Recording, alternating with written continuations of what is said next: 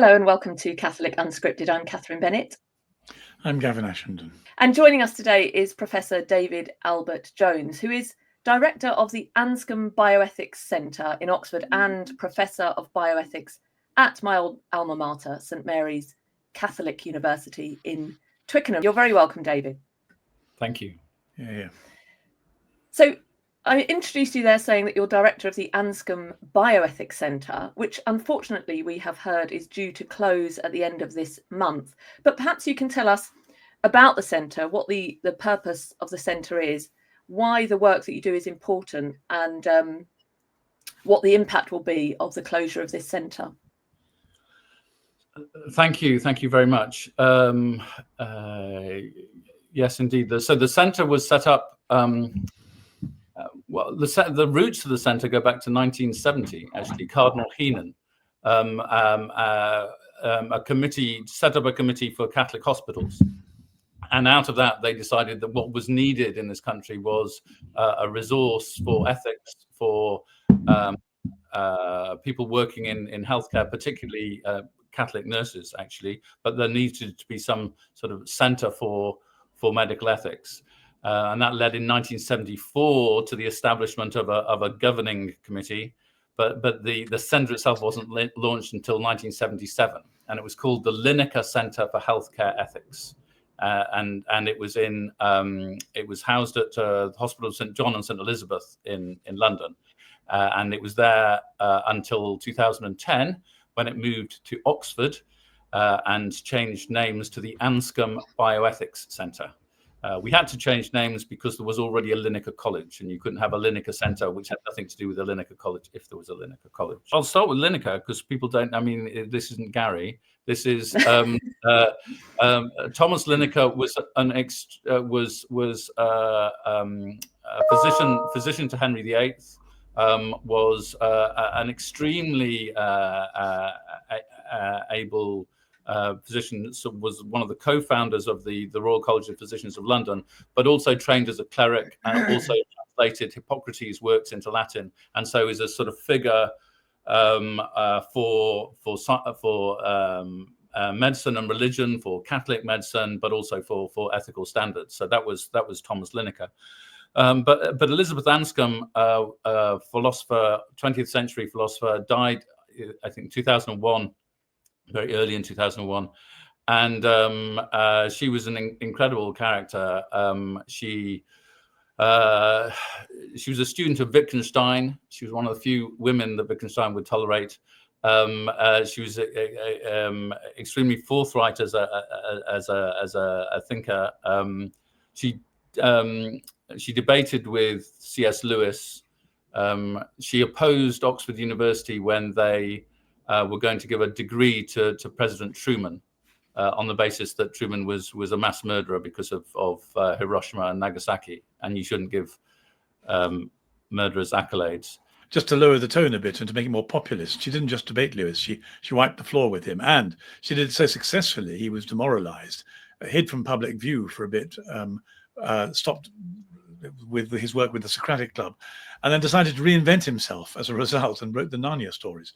So in a sense, she's godmother of all the Narnia books because of the way in which, in her forthright way, she managed to expose the sloppiness of the intellectual rigor that Lewis thought he possessed. Anyway, she was absolutely formidable, as formidable as they get. And virtual unknown at that point.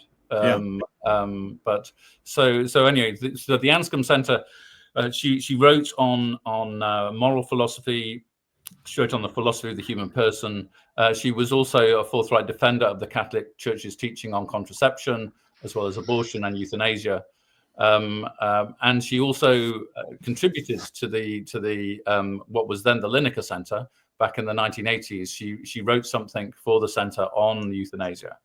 So there was a strong association with her after her death, and when we were looking for a new name, her name was chosen.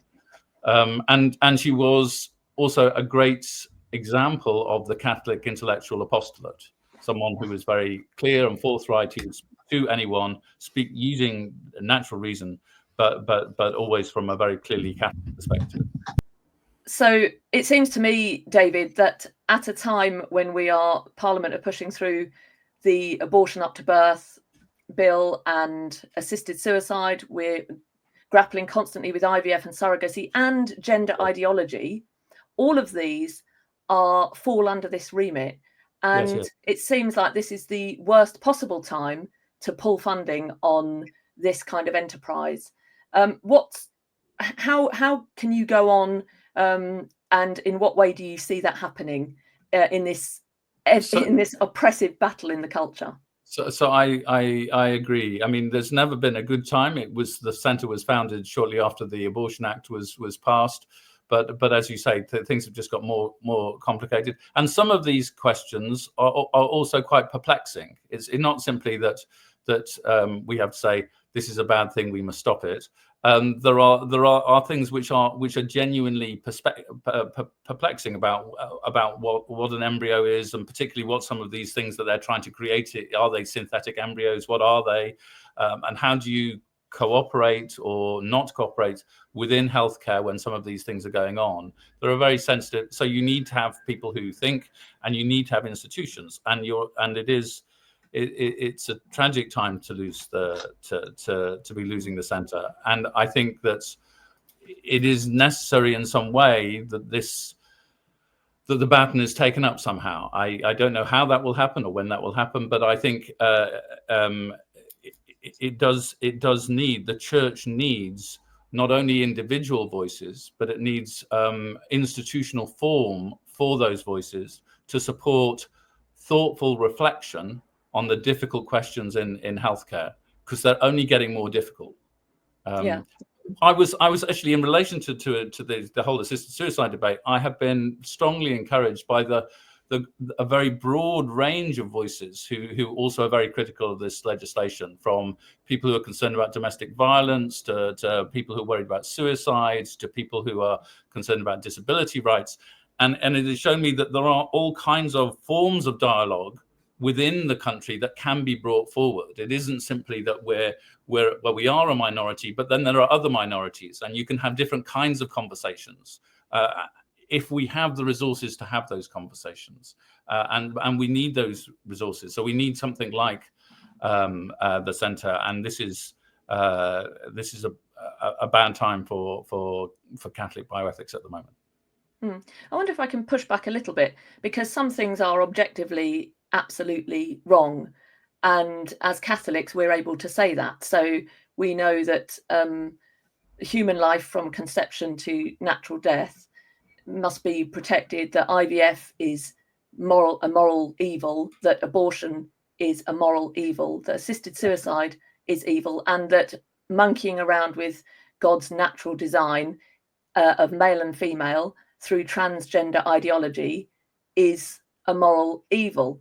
Is this the work that you're doing, and institutions like St Mary's Catholic University in South London, I presume, are very clear on those things, and that's what marks them out? So there are some things which are clear, and there are some things which are unclear, and we need to be clear about what is clear, and we need to be also clear that some things are not in the category of the clear. So it is true that there are some things that we want to say that often are disputed more broadly in relation to the value of life from conception. But that does not mean that all questions are clear like that. So at the same time as thinking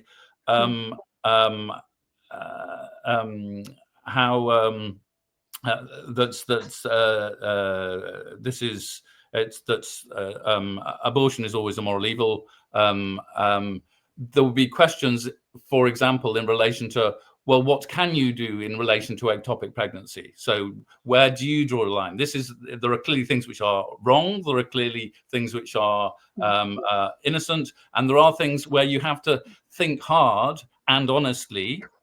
And so not sort of just do it because you think it would be nice if it were true, but find out where lines can be drawn when it's difficult to draw lines and when life and death is at stake. So that's why I say you do need commitment and you do need clarity, but you also need to think to think hard. So something like St. Thomas Aquinas's principle of double effect comes into play when you're talking about ectopic pregnancy. But that's not the same as saying that abortion as we understand it could be justified under some circumstances. So you're looking deeper into the ethical questions around.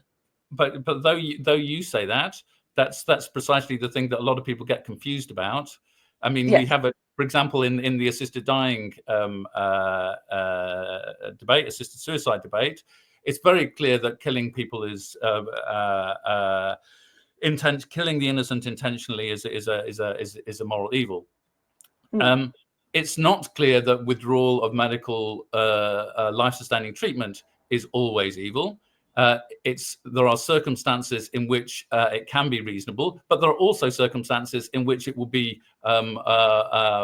wrong and equivalent to euthanasia. And so some people say because we can see abuses of some things, then that's already euthanasia, and it's all the same as euthanasia. So you need people who can say, no, euthanasia is always wrong, assisting suicide is always wrong, withdrawal of treatment can be good and reasonable when the treatment isn't doing any good anymore. There was a woman in the Gospels who had a flow of blood and suffered much under many doctors and grew not better but rather worse, as it said in Mark's Gospel, not in Luke's Gospel, the doctor, but in Mark's Gospel it says who grew not better but rather worse. Sometimes medicine isn't good for you, and sometimes you draw a line for good reason if the medicine itself is problematic, but not because of quality of life, not because we're trying to use withdrawal in order to end people's lives. And so some things then become more difficult. So you need both clarity about what is clear and subtlety about what is subtle. And that's why you need institutions like universities and like research centers. I suppose what I was getting at wasn't whether you obfuscate. So I'm saying your role is to give that clarity, as you've just expressed here, that sometimes there isn't that clarity around the questions. And so your role, and you mentioned universities there, perhaps I can bring up this page. We have where you're working as in bioethics there, David, in September 2026. I understand that you will be bringing in your first intake of students to the new medical school. Yes. And that's wonderful to hear that St Mary's Catholic University is opening a medical school. And we have here a few things that make St Mary's different.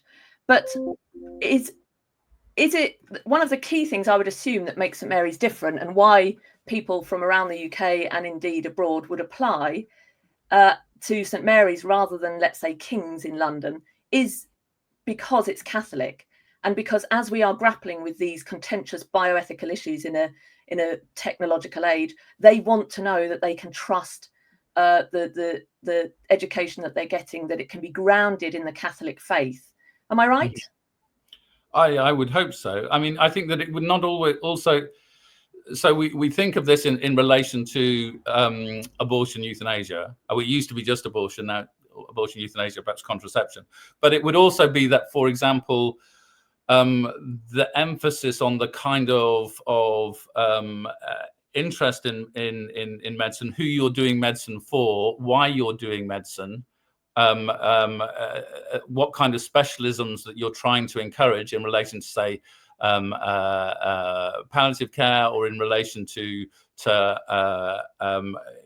thinking about the healthcare outcomes of people who find it really difficult to access decent healthcare because they're not in very nice areas, and doctors, when they qualify, they don't want to go to those places, and there are all kinds of reasons why people want to do medicine for idealistic reasons. And so it's the combination. It's a sense of vocation, to restore a sense of vocation. But yes, also it will have to be, and this will be a challenge going forward. It's a challenge which it's only just about to start, but it will be a challenge how to do this in the context of modern healthcare, because you can't take things for granted as you used to take them. And so being able to satisfy both the proper understanding of the Catholic Catholic moral theology and the human person, and the requirements of the General Medical Council and the legal system in this country, which exists for good reason. It exists to stop people being, maverick and for doing anything. You need to have regulation. So we need to find a way to marry those things, and that certainly will be a challenge going forward. But it's one that St Mary's has decided to take up, and I'm glad they're going to take up. But it will need. It won't be something that is done in one go. It will need constant vigilance. I'm glad that St Mary's is taking up this mantle of opening a medical school, but if it offers nothing different to all the other medical schools, then one wonders what marks it out as different. It says here what makes St Mary's different, and you have 3 bullet points: a wealth of green spaces, a new state-of-the-art integrated skills and simulation suite, and located in one of the safest boroughs in London. I would have thought you'd like to include it's a Catholic university, and you can be sure of because there are many young, gifted, bright, young Catholic minds who would be crying out for an education that is authentically Catholic. And so might that not be something you'd want to shout from the rooftops, David? So do please feed that. Please feed that back in. I'm sure there is different kind of advertising in different kinds of contexts which goes out, and some is more generic, and some would appeal more to people of faith, because it's not only Catholics, of course. There are many people who are evangelical Christians, or who are Jewish, or who are Muslim, but who are committed to a particular moral understanding of their vocation as medics, and would like to do so, would feel more comfortable doing so in a Catholic environment than they might in a secular environment. So I think that it ought to be more prominent than it is, and I'm very happy to feed that back. Well, there we go. There you go. We'll shout it from the rooftops, won't we, Gavin? A new School of Medicine in London. If you're a Catholic, if you're interested in studying medicine, then you know where to look. And I also would say with these things, for ethics you need ethos, and for ethos you need people. So if a group, and you don't need everybody, you need a core. So if you have people who go there for this reason, then they help to constitute the ethos. So it's not just top down. It's about trying to constitute something. So that people should go for that reason would be very helpful also for the institution. Not wonderful going forward. Yeah, thank you, Gavin. We don't have much time left, but it does strike me in the conversation we've had so far, one of the most important things we've touched upon is the difference that a Catholic anthropology might make to the way in which medicine's practiced. And I'm not sure this is particularly easy to articulate, which is one of the reasons why perhaps it needs so much careful thought. But I mean, first of all, at one level, particularly with the advent of euthanasia, the idea that that you have a value of your own that nobody has to prove in order to allow medicine and to be given to you is a basic presupposition. It's a kind of covert presupposition that would be enormously important to give some kind of coherence and identity to. But there's more to it than that too, isn't there? The danger with science is that it treats people as objects, specialists in bits of people, and you can treat one part of a person and leave. And the problem, we're all integral wholes.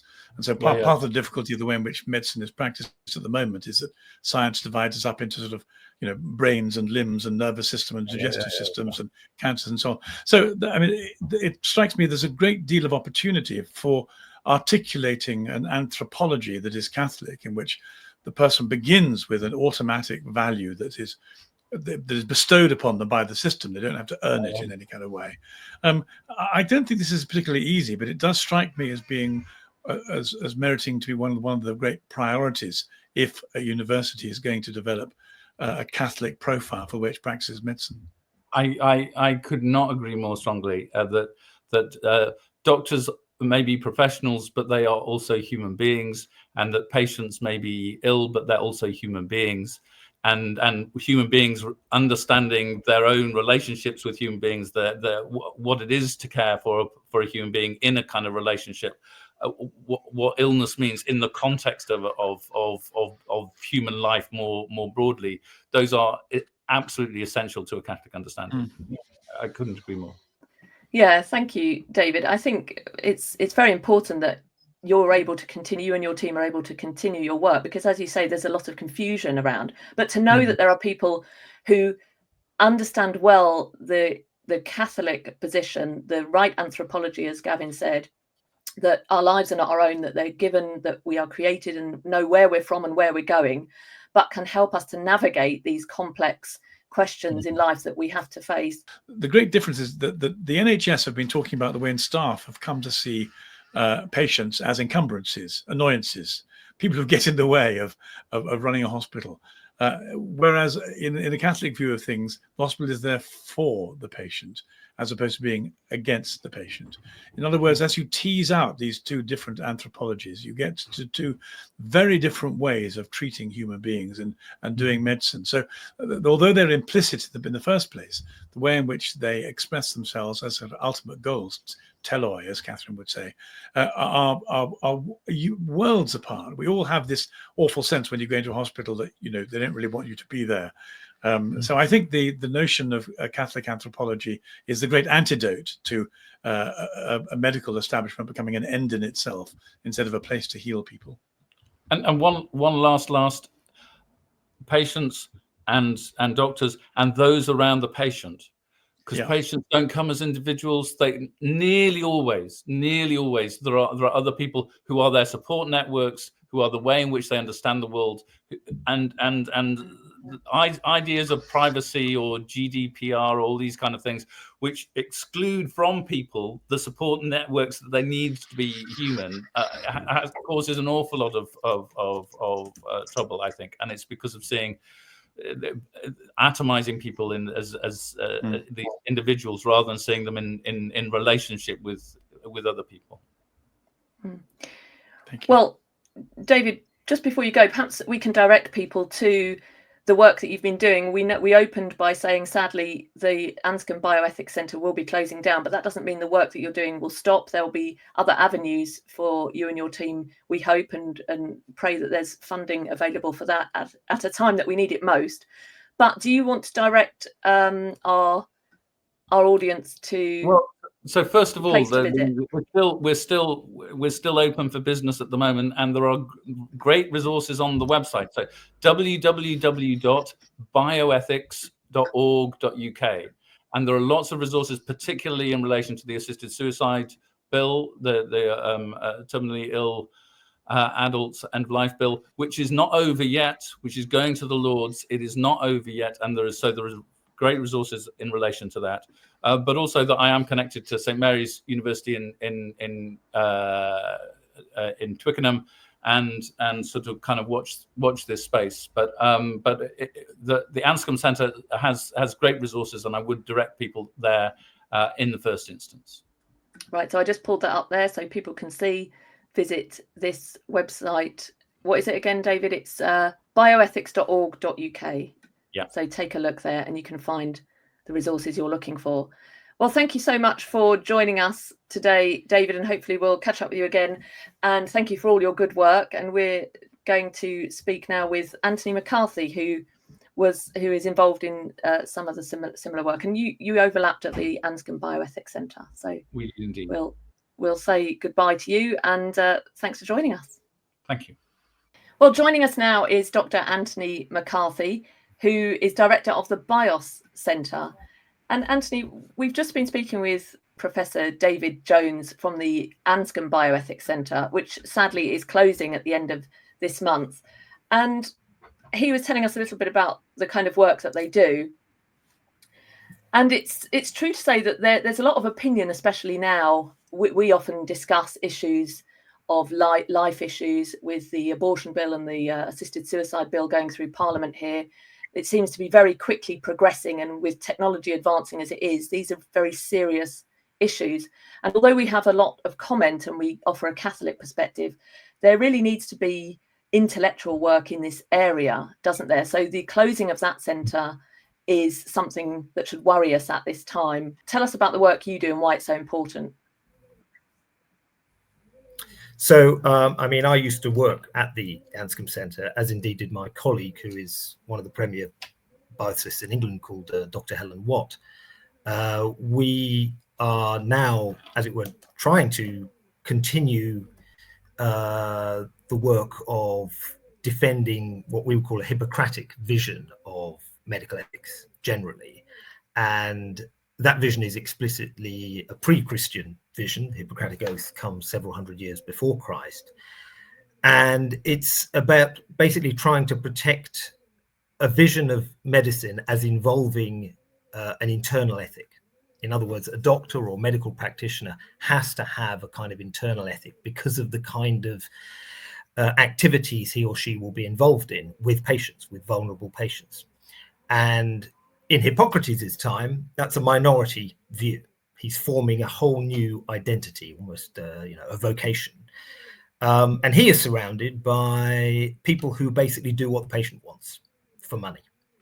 And he says, no, well, a doctor can't be guided by that. And my own view was that we live in a kind of post-Hippocratic time as regards medicine. The Catholic Church very much took up the Hippocratic tradition and expanded it and strengthened it.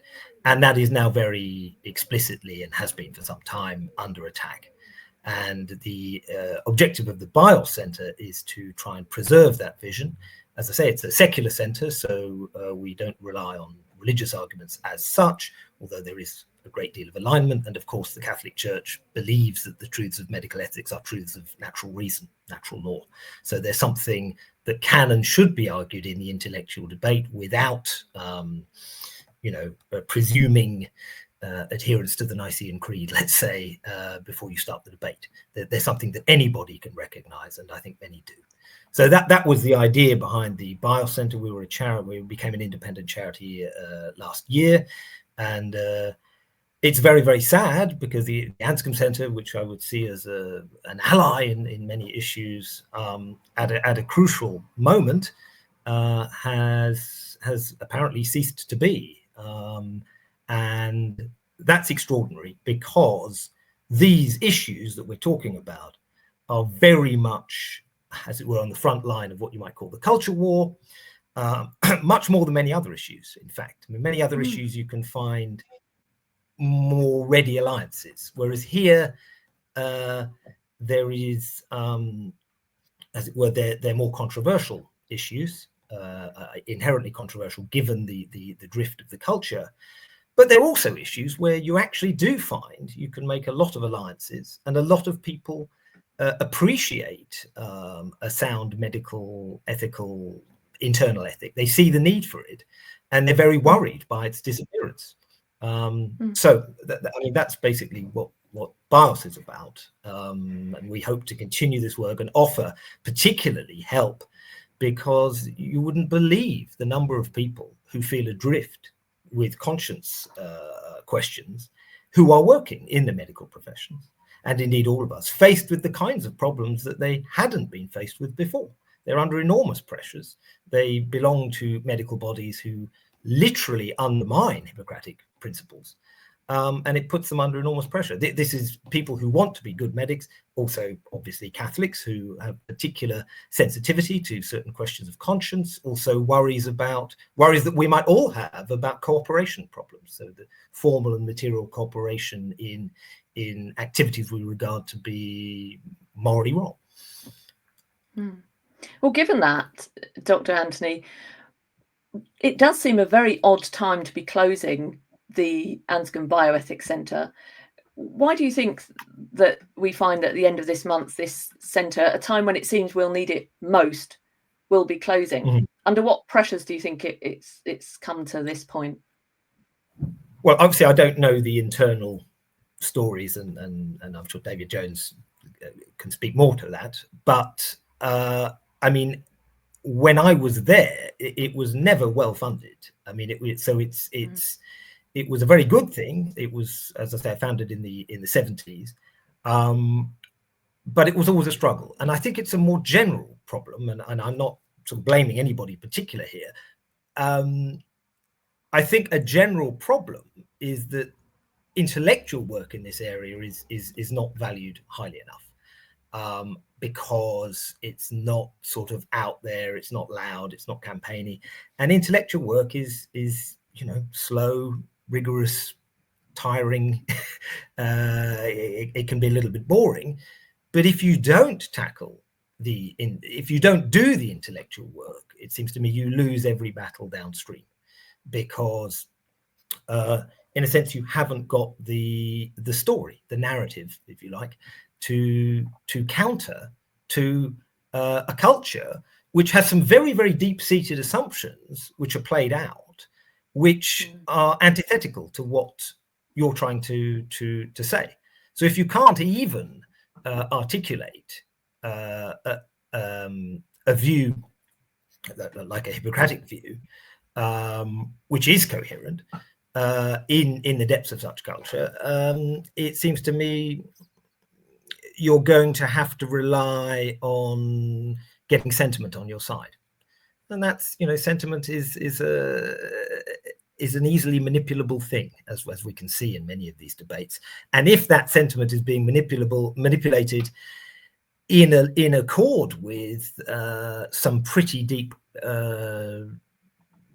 liberal assumptions in the culture, then it's very hard that you're going to defeat it.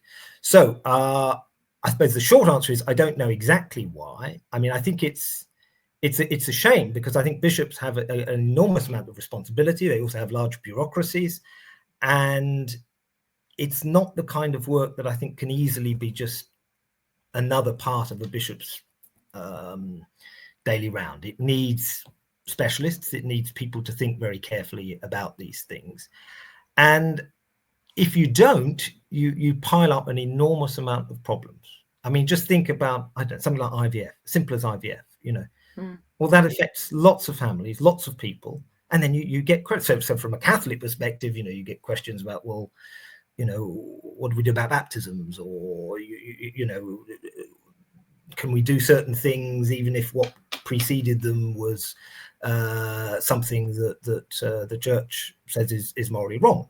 Now, obviously, we don't do that, but we will have things to say about reproductive ethics and what it might mean for society. So I think a general neglect of intellectual work is one of the problems, and I think sometimes also people think these things are a bit more straightforward than they are. So they think, well, we know it's wrong, we'll just keep saying it's wrong. We know that some things is wrong. That's what we do. But in fact, but if you're going to persuade people, you need to say exactly why it's wrong and why your ideology or whatever it is that says it's right is actually failing to take account of reality, and provide empirical evidence as well, as we saw in the assisted suicide debates, that shows that when certain ideas play out, they bring with them an awful lot of very bad social consequences that nearly everybody agrees is bad.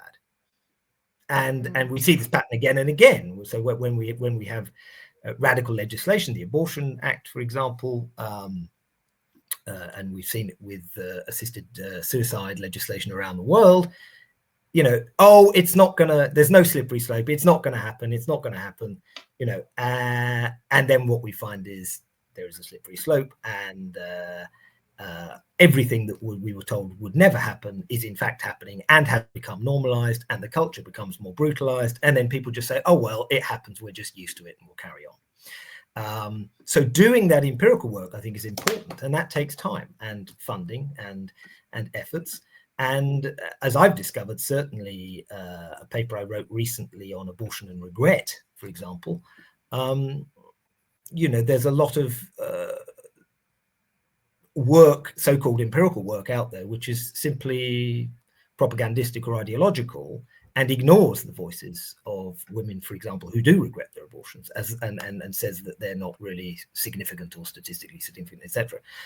And what I think we can do is give a voice to some of these people who Well, maybe don't fit in easily with a utopian vision that's, wants to ignore their voices.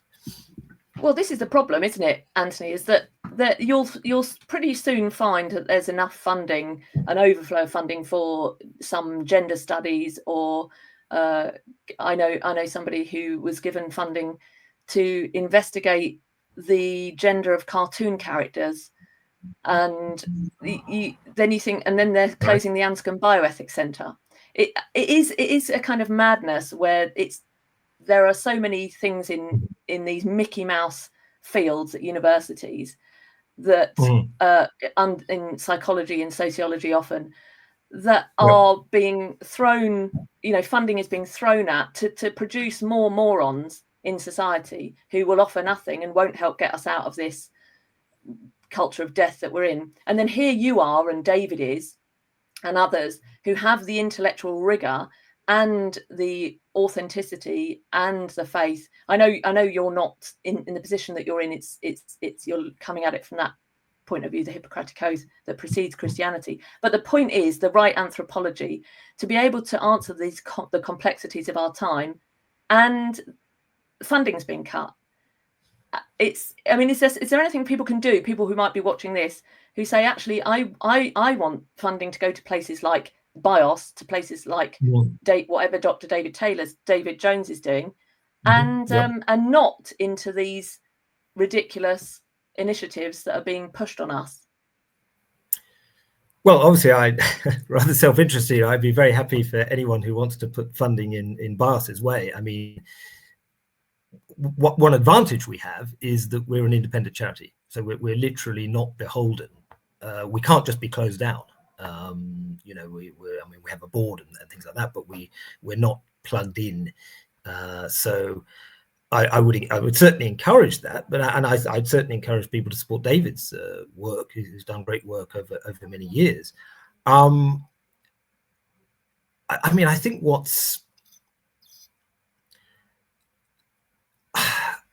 I found, this is just personally, I found that it's best to try and do something somewhat independently in this sense, and try and build it up. But it's very, very hard. It's like trying to start a new TV channel. Well, okay, you've done wonderfully well with the podcast, but you see, maybe that's actually a lesson for terrestrial television and social media and things like that people have to start doing their own things. It's very hard, and it's particularly at the beginning. But I think, the plus side is, as you found with your podcast, the excellent work that both of you do, there is actually a hungry audience for it. And there are an awful lot of people, I find, not necessarily religious at all, who just think, crikey, everything's a bit nuts, isn't it? Or, everything's gone way too far. And to me, that's a moment. I mean, I wrote this article of the Herald the other day about the revolution sort of knows no limit, and it and in a sense that's its weakness, because it has no moral. Anthony? Yeah. Take a look at this, everyone. We'll link it below. Is surrogacy the UK Parliament's latest revolutionary goal? Tell us a bit about that. Well, so the idea was, it was an article in the Times, and someone was who had been a former policy advisor to David Cameron, one of these sort of very trendy wonk types, and he was saying, hey, what about surrogacy? Why don't we blast away the remaining rules on surrogacy? And it just struck me that was a week after we'd had the vote on the Leadbeater bill and the decriminalisation of mothers who were aborting their children up to 9 months. And it just struck me that with every revolution, you look at the French Revolution, the Russian Revolution, you have the vanguard, and it just becomes more and more nuts, so that once one thing falls, you get a whole sort of series of collapses, where there's this sort of almost sort of Jekyll transforming into Hyde, this sort of new sense of an uninnocent freedom. And in the it just struck me that surrogacy one was a classic, where an opportunity is being seen that you have a parliament that is prepared to do these radical things, just as Wilson's government in the 60s did many. And what he wanted to do was basically deprive what remains of the rights of the surrogate mother. So just very, very quickly, a surrogate mother is still the legal guardian of the child once the child is born. So the law does in this country still recognize that pregnancy has a meaning.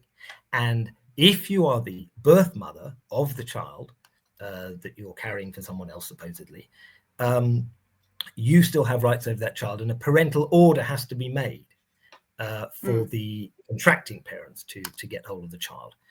So that recognizes still just in the law that there is something important about being a gestational mother. You are a mother. And yet this entire language, there's a lot of pressure about baby carriers, or you replace the idea of motherhood with some idea of, you know, being a babysitter or some dehumanizing description of that woman. And the point of this article was to say, isn't it terrible that the commissioning parents might still not be able to get hold of the child that they had contracted because of the gestational mother? Now, the Law Commission has now basically proposed to reverse this, and there's a great deal of pressure going forward on this. And it just struck me that this was this author, and there's obviously a lot of money behind this as well, had thought, well, this is the moment to try and tear up the rest of the surrogacy arrangements. And those surrogacy arrangements actually tell us something very profound about the place of pregnancy in our society, which is, of course, undermined by the laws on abortion and many other things. There are, however, people who are very opposed to this. And we've seen this with the transgender debates, that you have secular feminists who are very disturbed by this. And I take that always as a sign of hope, because it means that certainly on this aspect of reality, people are waking up and saying, this is going too far. So for every defeat, I think there's an awful lot of sense of this is not what it was cracked up to be. This is something with horrible downstream results and things we didn't expect. So the article is basically about that, and it does end, of course, with some sadness about the Anscombe Centre, which of course in the past, and my current colleague here at the Bioethics Centre, Helen Watt, has written a lot about surrogacy, for example. Now, you know, is surrogacy being addressed where it should be? It seems to me not. And the other thing I would say is, I've noticed with particularly with the transgender debate, that has tended to be dominated at the elite level, not by people who care about Hippocratic medicine or social conservatives, but by feminists who have a whole range of views. So a particular, I mean, as far as the Catholic Church is concerned, is that the voice that should be the most prominent in these debates? Because, for example, the feminist critique of transgenderism tends to accept a whole range of issues connected with the sexual revolution as fine, as absolutely fine. What you need is an intellectual critique that says, well, actually, some of these problems arise from the very revolution that you're committed to and are now wanting to hold back. These are the sort of Girondists against the Jacobins. You know, it's an internal sort of civil war between two revolutionary movements. Now, that doesn't mean don't ally with the more reasonable ones and talk to them and work out the intellectual thing. But what you need is the intellectual skill that counts for both. Yeah, sorry for the length of my reply. No, that's fine. That's fine. Go and give him a good kicking, Anthony. Gavin. You said some very interesting things. The thing I want to push back on most, I think, is what I hear as an implicit assumption in the way you talk of the difference between secular and religious outlooks. I've always found that really problematic, because it seems to me that this artificial distinction between secularism, secular philosophy, and religion is a presupposition of secularism, which Catholics don't share. I don't share it. It seems to me everyone comes with a world philosophy. These world philosophies are made up of a series of different components. Secular philosophies come with a number of things they can't explain. I remember I was listening to an Oxford academic who's a Christian take on an atheist professor the other day, and who was upbraiding him for believing in the Holy Trinity. And he said, well, fine, well, you tell me, you recognize energy. Describe it to me. What is energy? So I can't describe it. Yeah. Well, you recognize consciousness. Describe what I can't.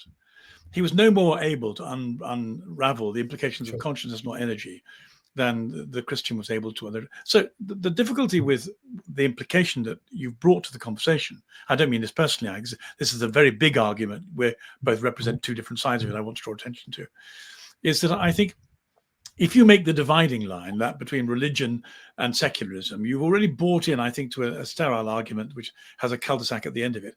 What we ought to be doing is exactly the other thing which you highlighted, which is saying to our allies, wherever they come from, there are certain values that you and we agree with. The problem with your position is it's partial. By taking a particular philosophical view of the universe that you take, as for example, the feminists who are anti-gender identity, but pro a whole load of other things that we view as highly destructive, is that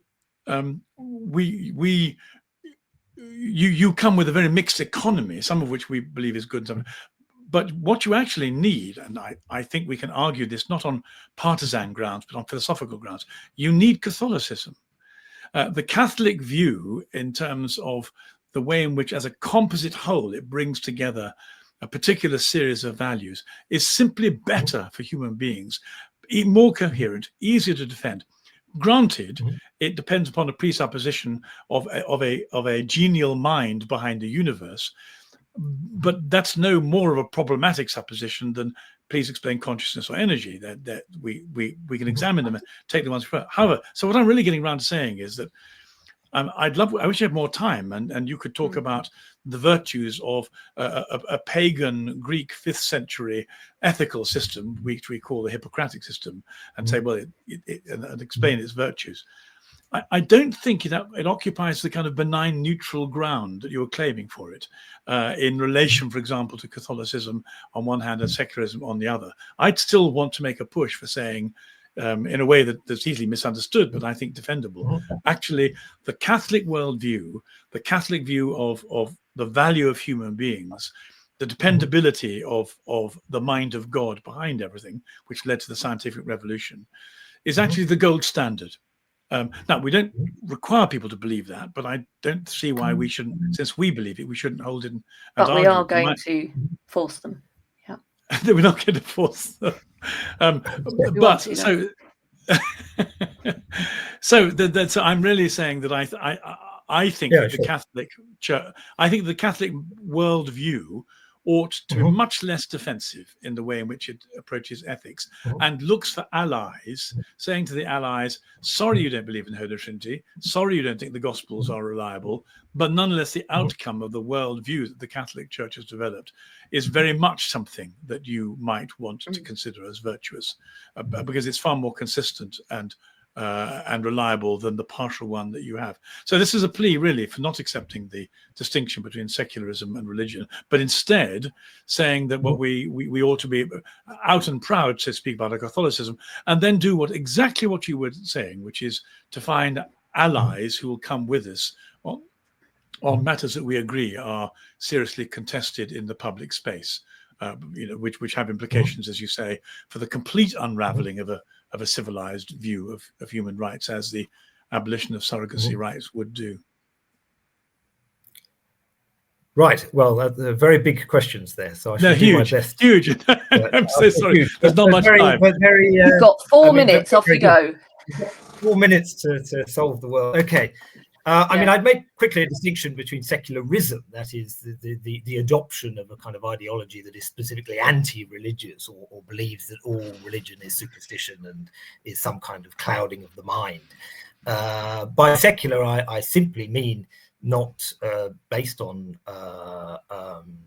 not requiring religious faith, And that's actually fairly standard. I know, but this is the problem. I know, Kevin, where you're going. Yeah, religious faith is philosophical faith. It's required. It's not. Yeah. It's not a different quality of belief. I'm not in any sense denying that. No. But every time you start the argument, faith you give does mean something. Well, but everyone has faith. I mean, of course, there is no human view that does not have faith. You know, someone who gets into an airplane without understanding. I'm not denying that.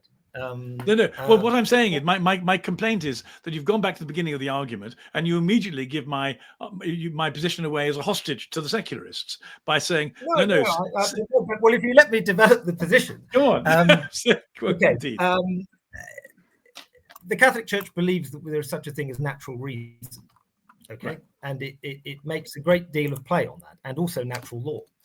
And in fact, the reason we can talk about ethical issues at all is precisely because we believe that other people possess this thing called natural reason. Now, the Catholic will say, if you follow through natural reason, you will get to beliefs in the existence of God and many, many things that follow that. So certainly it is a reasonable faith. But nevertheless, it does make the distinction between natural reason and those truths based on faith. And it says, for example, that the truths of medical ethics are naturally knowable. And it's because these things are naturally knowable that you can have these arguments about them. Now, what presumably the Catholic wants to say is, if you followed through the natural reason, in fact, you find God, you find Logos, you find that written into everything. Okay. Nevertheless, it does not deny that people are very aware of moral truths who do not accept that truth, or for whatever reason. So that's the important distinction. It's not the distinction of secularism, and it's not saying faith is some ridiculous sort of make-believe thing that you just plonk in anywhere. People have all sorts of presuppositions, but it's the natural reason that people should have contact. Now, what people mean by reason has become truncated with certain Enlightenment views, and now it means all sorts of things.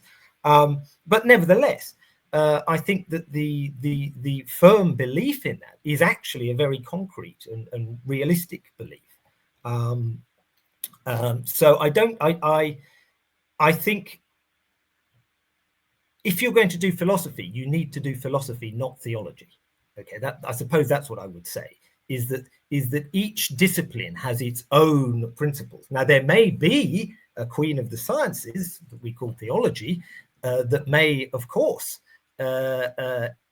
enlighten philosophy in some ways, but it's not necessarily doing theology is not doing philosophy. Philosophy has to concern itself with a particular realm, which is not the realm of say a dogma of the Catholic Church, as it were. So no, I think you put your finger on it beautifully.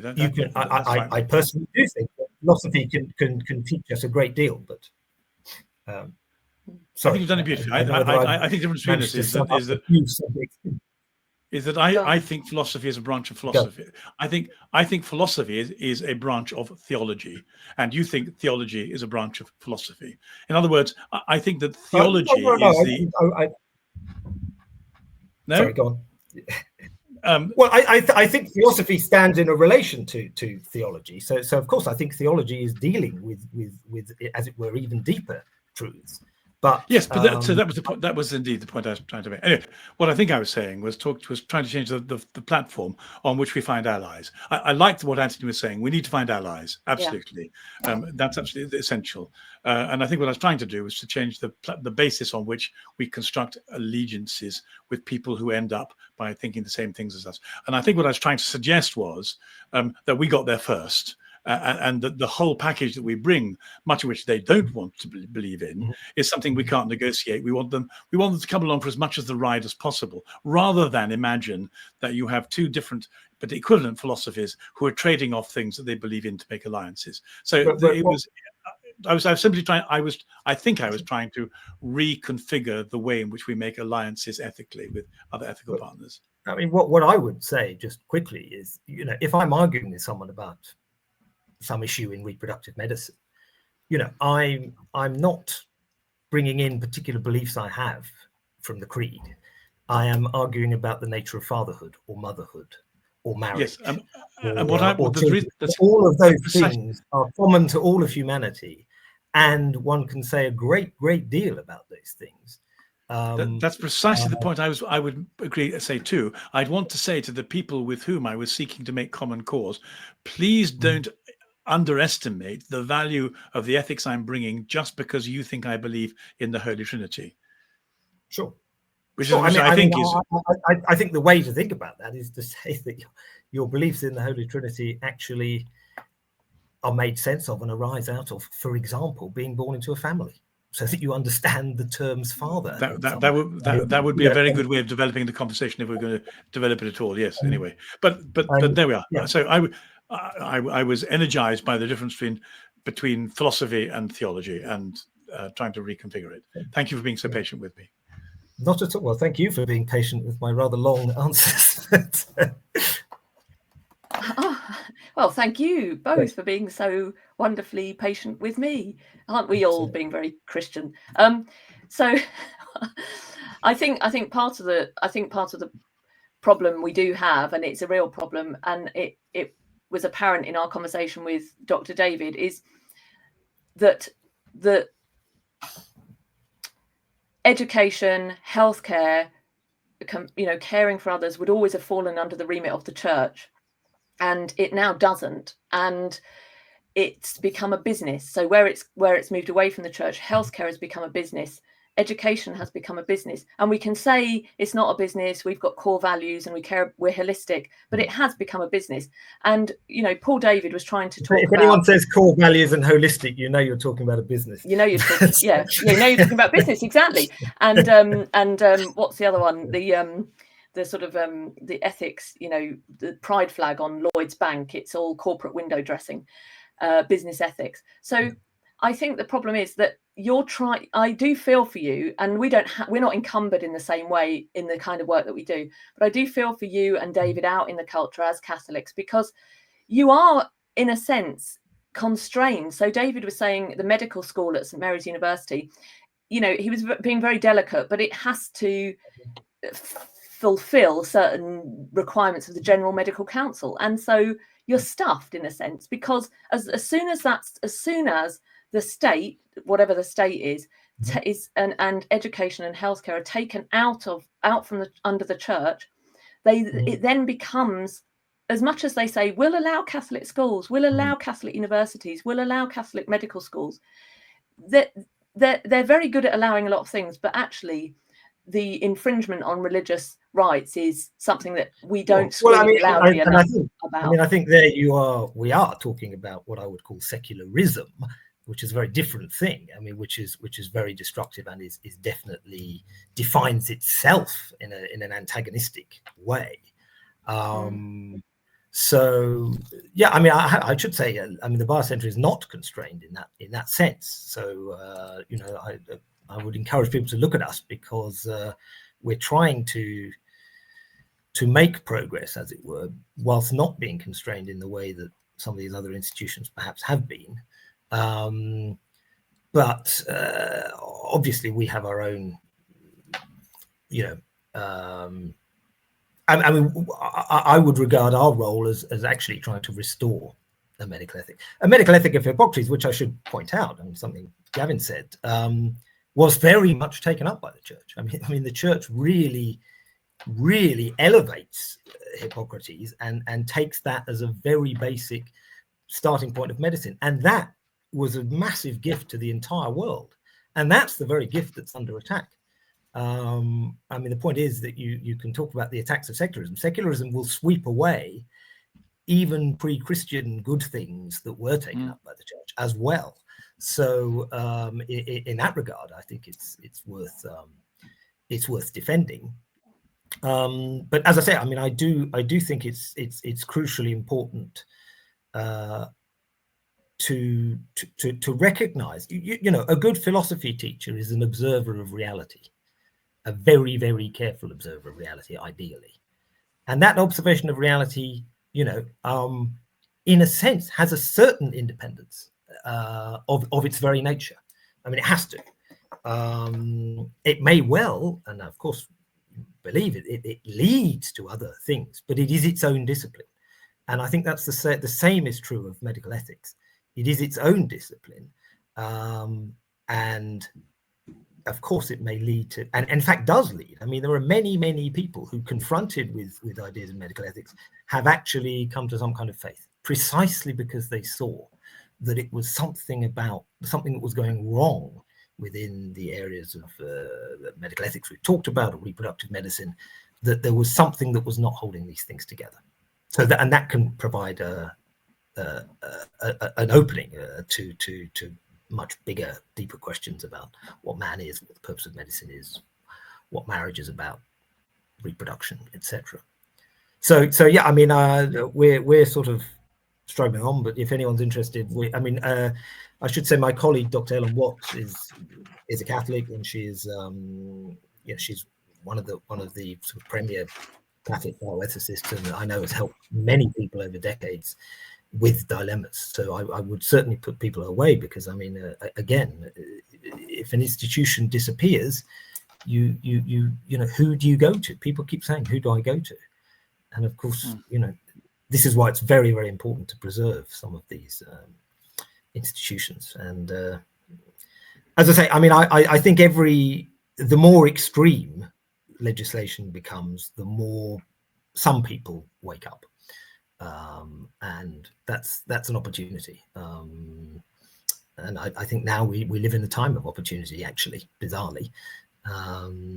You know, what's the saying about the it's darkest before the dawn, or whatever. So you know, I think we're in that situation now, and I think yes, offering a coherent medical ethic to doctors, which brings them back to what medicine was, is very valuable. And medicine itself, I mean, is a model. Health, as it were, is a model for the ethical life to some extent. If you think of Aristotle, you know, how we view what the moral life is often borrows from ideas we have about health. So to lose them and to have a distorted vision of health is very, very dangerous for our society generally. I think it's probably obvious to say that I liked what you're saying about going back to the beginning. That really, without any institutions, we face a kind of an incoherent free-for-all, and the Catholic Church ought to be considering, as it tries to save the West, reinventing the institutions that it created in the first place. Otherwise, they either don't exist, or they are owned and taken over by people with ideological views that are entirely different from the values that we have. And what the hospital and the university. I mean, you've been talking to when we talk medical ethics, the hospital and the university are enormous institutional gifts. They're Catholic ideas, yes. Exactly. Yeah, they are. And they actually have extraordinary side effects as well. I mean, so the idea of free speech, for example, a side effect of having a university was, in fact, to get free speech. It wasn't necessarily the particular rule of having a university thought in those terms. Well, we should be concerned with correct speech. We should. But even that's a very liberal. So we should be concerned with correct speech.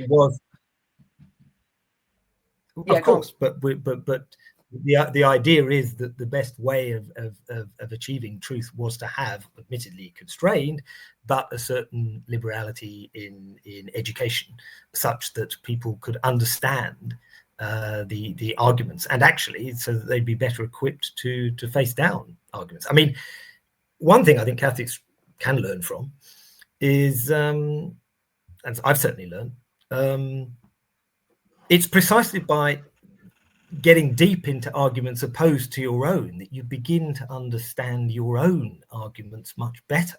They're not just something you've had handed down, or you just basically go along with things like that. You've actually really tried to get into someone else's head and to see why they've come to their arguments. And in doing so, hopefully, your own understanding of your own position becomes much deeper and much more solid. So, and for that, you needed some of the idea of the university, and of course, you know, you read Aquinas. It's all, how are you responding to a whole lot of objections? Well, those objections are there because, you know, people have gone to the Greeks, for example. Yeah. Yeah, but all on the assumption that you talked about Aristotle. We're in a world that's completely got lost the idea of the final and the formal cause. Everything is about the material and the efficient cause, and the focus is completely, and that needs to return. And I mean, we don't have time today, but that's a long story. we I mean, you know, Thomas Hobbes gets rid of those. I mean, that goes a long way back in this culture, in this particular. Yeah, well, we need to go back as far as it began and unravel it all and start again, because it's a mess. I think where we'll have to disagree is on philosophy being its own discipline. I'm afraid I am with you, Gavin. I don't think philosophy can exist as its own discipline. I suppose what I question there is, what do you mean by philosophy? After the incarnation, So we had the incarnation, which split, you know, time and baptized the pagan world, and we can't as Christians in the 21st century, I think, compromise as much as we do with the liberal order. I don't see why saying that philosophy is its own discipline, as any number of theologians, including Aquinas, would concede. Can I? Go on, Gav. Go on. Yeah. But I don't see why that necessarily somehow is some kind of compromise with a liberal order or something. I mean, there's nothing in that says. I would argue, on the contrary. I would say you should be trying to restate the importance of reason and philosophy in the face of a truncated view of it, which is itself very anti-philosophical and skeptical and dangerous. That don't throw the baby out with the bathwater. And so to say philosophy is its own discipline is like saying, you know, art is not the same as theology, or so this is the difference between us. I mean, can someone say, if someone says, Anthony, stop a moment. Is physics its own discipline? I mean, the reason we're having this impasse is because we've used philosophy in several different ways. So the one word we've been using to describe, for example, two different things. So philosophy is either an intellectual exercise that encompasses everything, but at the same time, philosophy is the word that we use in order to say, this is my explicator of everything. And what I'm suggesting is that theology is not a derivative of philosophy in its technical sense. But that's all I'm. So no, so well, that's I mean, look, philosophy. I don't think philosophy can prove certain dogmas of faith, or not all of them, anyway. Certainly. But so what you've done those are dogmas of theology. But you've moved back. So you're using philosophy in a different way than I am. Every time you do it, I'm not using the word to mean what you mean it to mean. So I'm using the word philosophy as an overall approach that human beings have to derive sense and meaning from their universe. You're using it in a more technical sense of philosophy, the more usual sense. What I'm complaining about is that faith is in itself a basic element by which one works out what one's doing here. It's not a separate constituent department of something called philosophy. Well, can we? The best way of doing this is to exchange. Carefully makes the best way of solving this is not to use the word philosophy, but instead to use the word worldview. If we put the word philosophy to one side, then I can explain my position better by saying everyone has a worldview, and actually a theological worldview is usually a far more refined, consistent, and reliable worldview than most of the worldviews that most other people have, which are more instinctive and very often informed by other things. So if we were to substitute philosophy worldview, obviously I'm sympathetic to that, but my fear would be that the danger is that you make theology everything, and it seems to me that it's very important not to have that sort of mono cause. That doesn't mean theology is not concerned with the most important truths that man can know. The nature of God, etc., etc. That's all very important. But I think it's very, very important also to philosophy can teach you also, to some extent, the limits of reason. Yes, the limit. You've gone back to using it in a you've gone back to using it in a well, technical I mean, sense. what you're calling as a technical sense is the discipline of philosophy. It seems to me, as historically understood. If you mean worldview, but if you focus overly on the worldview and you say theology is everything or something, it seems to me you're in danger of losing a very, very important distinction that we all need and indeed have, namely the distinction. Well, the distinction, for example, between what we know through natural reason and what might be made known to us supernaturally. By revelation, that's yes, extraordinarily, I mean, that's extraordinarily important distinction, and it needs to be a distinction. And I would say they run together as twin means of access. The reason is not more important than revelation. Revelation needs reason. So what I think happens in academic circles, intellectuals, in the rational Western mind, is that philosophy becomes the natural currency of which theology becomes a sub department. And I think that's a category error. I think that historically, I think that has been a great danger. Historically, but many of the great theologians made exactly the distinction I'm making, with no fear of them of this therefore taking over everything else. They were absolutely clear as to the distinction, but nevertheless they made the distinction. They're making that distinction hundreds of years ago, not in the time in which we're living now. So there's assumptions built into the time in which they live. Saying, well, I think that may well play a part, but it seems to me the way they're arguing is not that this is some contingent time-bound distinction that we'll make during this period of history when we're in the ascendancy. I think what they're saying is that that's a perennial truth about man, and that's certainly what they argue, and that this distinction is there. Now, in a different period of history, people, these things may come under pressure, but I don't think. I do think it's important that disciplines keep their own.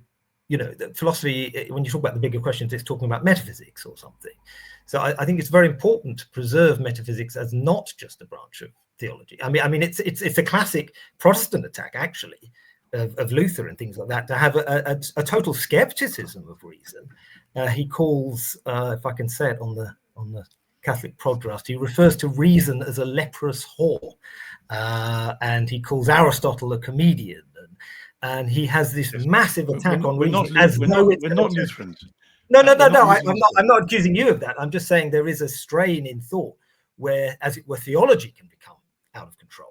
And you start to denigrate the idea of natural reason, and you can see that in certain extreme sort of Protestant sects, whereby they want to deny any.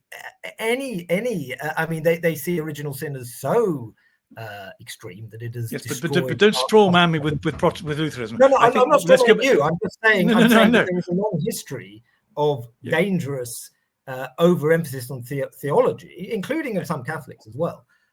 Which I think should be resisted. Now, of course, what I want to do is get back to Aquinas. I think Aquinas is a very good resting point, because, in my understanding, Aquinas manages revelation and reason and holds them together in a congruency of mutuality, and that's what I'm talking about. Because I think that within the Western culture, there's a notion that revelation is somehow secondary to reason, and I think probably what I'm making a plea for lies behind the whole beginning of the conversation, is that revelation and reason are codependent. That's one of the reasons why, in terms of faith, we don't see ourselves as second-class people to secularists. No, I mean, I absolutely agree with that. That's extremely important. But that's it. That's good. That's the point. I mean, it's good we disagree, because we learn as well. But yes. Well, and you helped me refine in better language what I was trying to say clumsily at the beginning. So thank you. No. Well, it's. I mean, it is a very interesting area, but a lot of Aquinas is sort of asking, what can we naturally know? So when he talks about the existence of God, can we naturally know this or not? And then you get ideas towards the proof of the existence of God. But he's doing that because he is very, very interested in what can be naturally known and that means philosophically, and he then makes the distinction. Now, of course, as I think I said at the beginning, if you follow through that philosophical system, it can open you up to a very deep appreciation of truths that go beyond philosophy, at least in the sense he meant, or I'm talking about. But I think it's I agree. Good. I perhaps feel I have to defend philosophy, but I think we're in agreement generally. We are. Well, we're three Catholic heads. We're not in disagreement. I think maybe sometimes there's some understanding of the terms we're using in different ways, and therefore we come to apparently different conclusions. But that's just a case of thrashing out what we mean by the terms we use. Define your terms and all that business. Why do we learn anything at all? Why do we love learning? Is again because we have been created by God in his image and likeness, and that's why we pursue learning at all. And so for me, there's no uncoupling of that. And I know what you're saying, that Aquinas would have been writing about perennial truths about man, whatever time they lived in. They weren't time dependent. But I think modern man, such as he is so clouded, so far removed from and so changed by, you talked about these revolutions, that we find ourselves even talking about the church as one denomination amongst many, as if that could be a thing. So no, I agree with you completely, but I also want to sort of defend, and I think this is very important. An awful lot of people, even in spite of all these horrors, as it were, very many people possess something we might call common sense, for want of a better word, and it's not as common as it should be, put it that way. But it's that's a very, very, very valuable thing about human beings, and I think giving a philosophical articulation as to why that's the case is extremely important, and actually much neglected. So I think you do end up.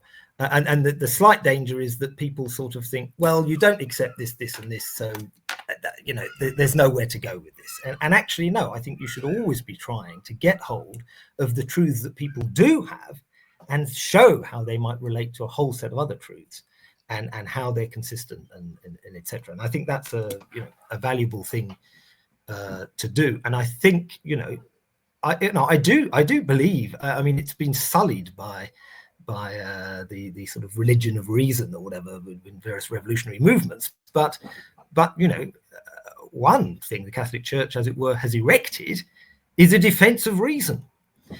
As a matter of, I think the Catholic Church has said man can reason, and that is what is often under attack from all sorts of forces. And in fact, you see it in the bioethical debates we've just seen. It's extraordinarily sentimental, in fact. So that they pose as rationalists, and in fact, there's no reason at all. And they are skeptical. And so I would say the Catholic Church, as it were, I think Chesterton has some line about the church is erected as a defense of the fact that man can reason. And that is constantly under attack. And that relates to man's dignity, and that we can talk about the anthropology that goes with that.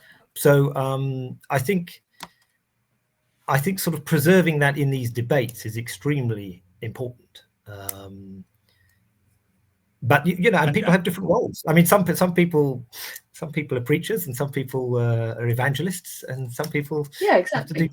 But it's they all need to work together. It's like an army, or And you're looping back to common sense was another way of explaining the reasons for having a platform for making alliances with people for whom, as you quite rightly say, we share the capacity for natural reason. So, and also, I mean, I've learned an enormous amount about these topics, talking about the victims of some of these practices that we are talking about, which I would never have known otherwise, and they would never have known if the practice hadn't come into place. So we learn all the time about how. Very helpful. Very helpful when you suggest that in a rational culture, sentiment has actually driven most of the way in which the argument has taken place. It was sub-rational and sentimental. I mean, that's one of the things we need to be able to bring against the pseudo-rationality of the culture we're dealing with. No, and I think you can see that the level of the parliamentary debates is absolutely appalling. And also it's an extremely selective kind of sentimentality. So certain favoured groups. So, for instance, this article about surrogacy, it's, wouldn't you feel awful if you were a commissioning couple and the mother wanted to keep her child? The actual mother of the child who bore the child is completely wiped out. A woman who regrets her abortion is not figured into, is not given proper weight in any analysis of people who regret their abortions. Why? Because the culture says abortion's good. Well, if abortion's good, these regrets must be somehow diminished or got rid of. So it's a very selective use of emotion. And sentimentality is the flip side of cynicism. It's a luxuriating in certain kinds of emotions which are detached from reality and action. And it's exactly what we see. We see these parliamentaries vote for something, and then they'll be off to the next thing.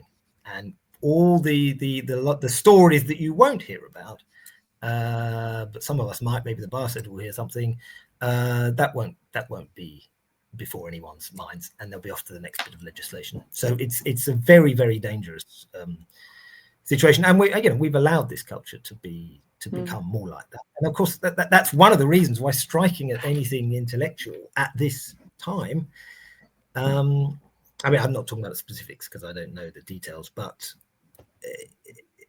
that's why it's very, very important.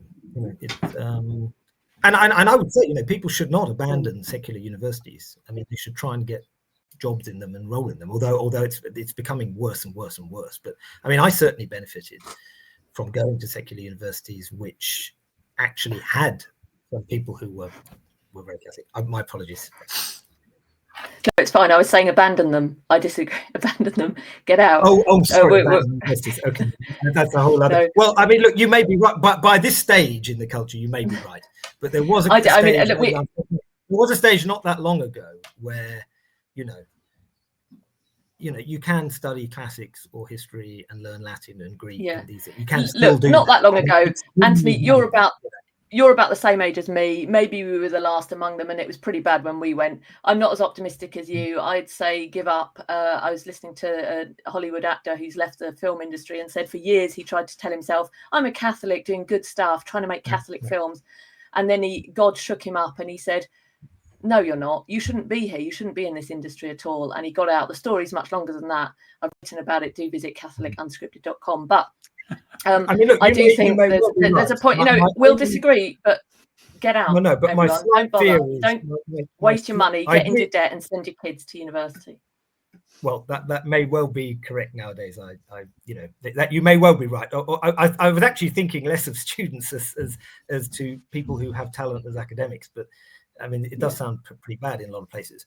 But my worry is what you don't want is retreat from the public square. Okay. Because I think some people have this sort of romantic notion that, we'll just become like the Amish or something, or we'll retreat from the public square and then we'll sort of set up this really good thing and then just pray a lot and hope that it all changes. Well, first of all, if you give up the public square, don't think they're going to leave you alone. Okay. They're not. Okay. Because you handed over the public square. And secondly, we have some responsibilities to try and change that culture in various ways. So if you can work in the medical profession, if you can work in a university and really do some good, and it's possible and it's not going to kill you, then don't sort of give up. I mean, I sort of don't want to have a counsel of despair either. I think that's no. Look, we're agreed. It's fine. I'm slightly kidding and a bit of hyperbole because we're in a disastrous situation. But the point, the key word there is if. if you can go into medicine and practice as a Catholic doctor without compromising your conscience, get out there and do it. If you can get into politics and practice as a Catholic MP without violating your conscience, do it. But what we don't want is to send people out wishy-washy, compromising with the way things are and saying there's nothing I can do about it because that's the world we live in. So go by all means, go and get into debt, but go and change things for the better and make England Catholic absolutely. again. Well, I mean, I think there's two kind of lines here. Well, there's I mean, Augustine talks about this in some of his debates, that if you're going to do anything, okay, if you're going to build an institution of some kinds, there will be some bad consequences. There will be some evil. So there's this, you sort of have this, on the one hand, I have to stay within my conscience, whatever I do. And that's, of course, extremely, I mean, you can't get around that. That's the most important thing, that you don't compromise your conscience. But when you're building an institution, there will be inevitably there will be, because human beings are involved, some kinds of compromises. And the question is, where do you draw the line, and what is your role in life, and what are you doing? But as soon as it involves any kind of direct violation of your conscience, then you can't do it. You just can't.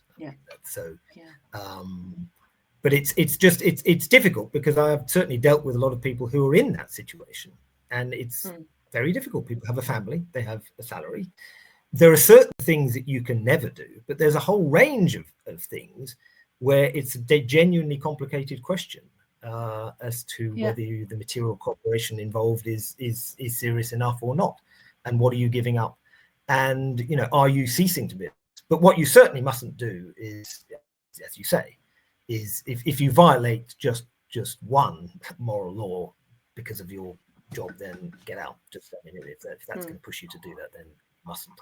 But I just, sometimes people think that certain things are absolute where it's not absolutely clear in a particular situation. But we can talk about these specifics. But well, you'll have to come back on, Anthony, and you'll have to come back on and talk with us, because it's so interesting to speak with you, and I'm sure our viewers will think similarly, and have you returning for a further conversation. Maybe get Mark in the mix, and he can shout about the bishops and homosexuals. But I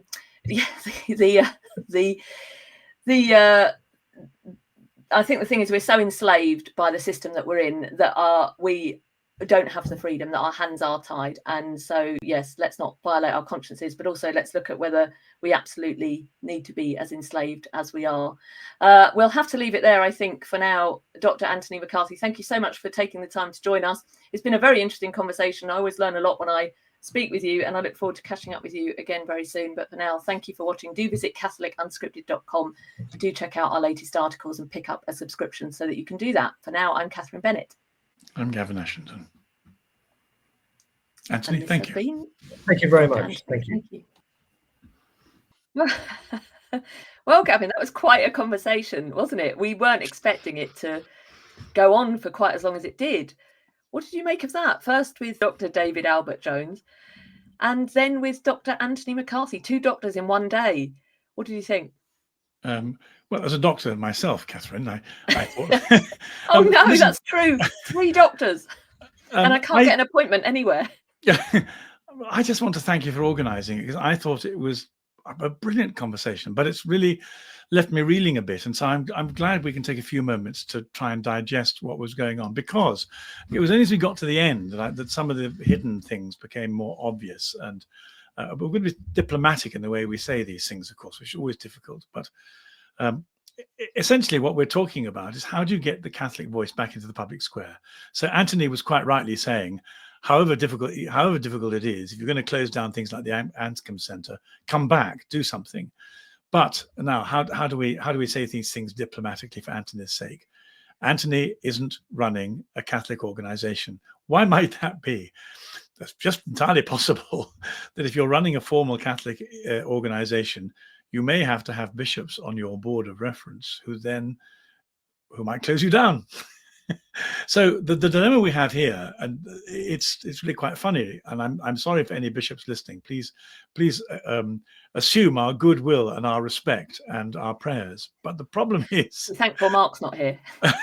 yes, that's right. Mark would do this in an even more direct way. The problem is that that the bishops are underperforming. And I've just written an article about the problem in Parliament with a bishop taking the side of an MP who's voted for the death cult. We're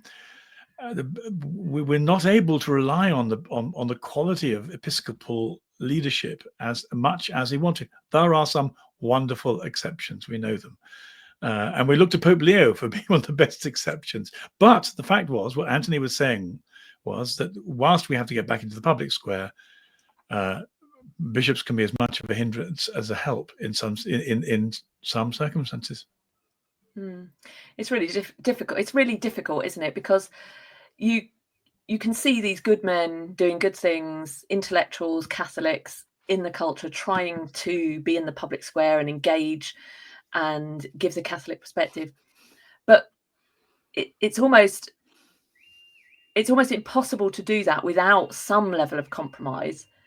And there was slight awkwardness in the conversation where one felt that there was things they'd like to have said but couldn't say because there were moments also some moments when you pressed hard on areas that they didn't want disclosure over. But let's make a distinction between political compromise, because everyone has to engage in that. That's how you do life. And compromising the essentials of the faith. The reason that I was falling out with Anthony at the end slightly, although we discovered we agree with each other in the end, was that I was dissatisfied. It took me a while to find the right words to say this, but it's now clear. I was dissatisfied with the relationship between reason and revelation as it is held and assumed in the public Catholic intellectual's mind, because I think there's a constant preparedness to assume that faith is somehow a second-class way of life, a second-class worldview, something you have to make special pleading for. But actually, philosophically speaking, and we use that word in 3 or 4 different ways, philosophically speaking, the secularists have faith too. They have faith that God doesn't exist. They have faith, as I said, in consciousness and energy that they can't explain. They put their faith, they have this ludicrous nonsense that nothing created everything and everything happened by accident, yet we'll continue a rational life after that. It's completely inconsistent. So one of the things I want to go on saying is that Catholic faith is one of the highest forms of intellectual coherence. And I really find it difficult when facing the pressure of secular sneering, our intellectuals give way and say, it's a second-class thing. You don't have to believe this stuff. It's a special pleading for people who've been brought up in that way. That's absolute nonsense. The thing that makes sense of our whole culture is belief in the triune God through a mixture of revelation and reason that has produced all the good things we want, and we can't compromise one iota on that. I quite liked that at the end we moved on to common sense, and this is something that's hugely underrated in my view, and we're forced into positions where we have to argue over surrogacy and IVF, but these are so unnatural. We've moved so far from what is natural and mechanized so much of our lives that we need Anthony's, we need David's to step in and say what's, as Anthony quite rightly said, that what's a reasonable position based in a Catholic anthropology. But it's I suppose my point, if I were to have had one at all, is just we are Christian, and what do I want to say, that there is no physics, maths, science, philosophy outside of our Christianity. They do not. It's impossible even to describe it in that way. But I think that came back to defining our terms and what we mean when we speak like that. Yeah, and Anthony was doing the normal intellectual academic thing of treating the words philosophy and theology as words that describe a discipline. you and I would use them in different ways. I was using the word philosophy to step in to describe a worldview. Everybody has a worldview. And you and I would agree that the worldview that incorporates a discovery of God is the highest form of worldview. It's highest in terms of content, quality, and effect. Now that requires an absolute value system, and the difficulty with the secular mind is it can't bear that. It's got to assume there's some kind of equivalence between theology and philosophy. In fact, philosophy is better because it encompasses so many other things. Well, that's talking about it in a disciplinary way, not talking about it from the sense that if you have, I hate the word faith. If you've come to the point in the worldview where you understand the reality of God and you've traced it all back through Jesus, this isn't faith, this is clear thinking. Now, to give yourself to it as an act of sacrifice, that takes faith. Am I going to, this train goes to the right place. Am I going to let it carry me there? That's the act of faith. But everyone agrees it goes to the right place. So I really find I'm very reluctant to accept the idea that because I believe in a creator God and that Jesus is the Logos, that's somehow an act of faith. It's an act of reason for me. Yeah. And I think the whole discussion around the meeting people and not needing to I can see completely what Anthony was saying, that we can meet feminists and we can share common ground, but obviously we're in different disciplines and we're not going to be facing the same battles that Anthony's facing in the work we do.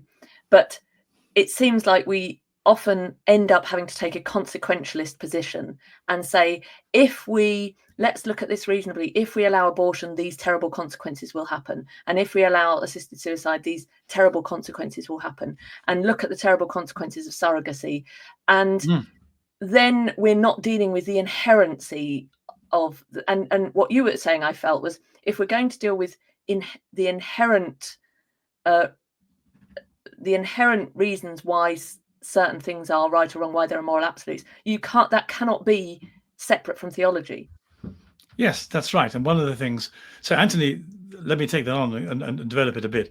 One thing Anthony said very helpfully was most of the arguments that took place in Parliament, particularly and elsewhere, were sentimental arguments. They were sub-rational. I mean, they were stupid and sentimental. We've reached this idolatry of sentimentality as if we're just one big soap opera, and our legislators do. And so one of the things that Catholic intellectuals can do is to say, look, you're being stupid. You're actually choosing lines of thought that won't deliver what you think they'll deliver. You're in a fantasy world. And so by tracing out the implications and knock-on effects of making these decisions, particularly, as he said, who's going to feel worst if a mother who's bearing a child refuses to go through with the contract? The parents the pseudo parents who bought it, or the mother who's carried the child. And the implication in our culture is, well, the pseudo parents have the higher right. No, they don't. The mother has the higher right. And we require a degree of clarity of thought to confront the specious sentimentality of the people that we're around. And Anthony was quite saying that some of the best people for doing that are not only intellectuals, but Catholic intellectuals. And he's making a plea for the church to make sure that it's constantly involved in interrogating these vacuous sentimentalists who are changing our laws. Talking of constantly involved, Gavin, the bishops were funding, the Catholic bishops of England and Wales were all or part funding the Anscombe Bioethics Centre, which is now closing at the end of July. On the one hand, we've got this dilemma, haven't we? We want bishops funding such projects in the culture and saying, let's help to restore the Catholic mindset, the Catholic worldview, as it were. But on the other hand, when the bishops are involved, as we've seen in education, then often even Catholics, the bizarre situation that even Catholics' hands end up being tied and they end up being gagged somewhat by the very bishops who are funding them. Well, and yet, there's always two sides. So you're right. There's two sides to this. What if the Anscombe Centre wasn't delivering value for money? Now, I don't know that that's the case, and we don't have Professor Jones here anymore to say that's a terrible thing to say, and it's not true. But at the same, let's just, on the working hypothesis that the bishops are not all bad, and that there was a rational reason for closing it down, we'd like that proved by letting them start something up again, produce something then which has a Catholic intellectual platform which will produce value for money.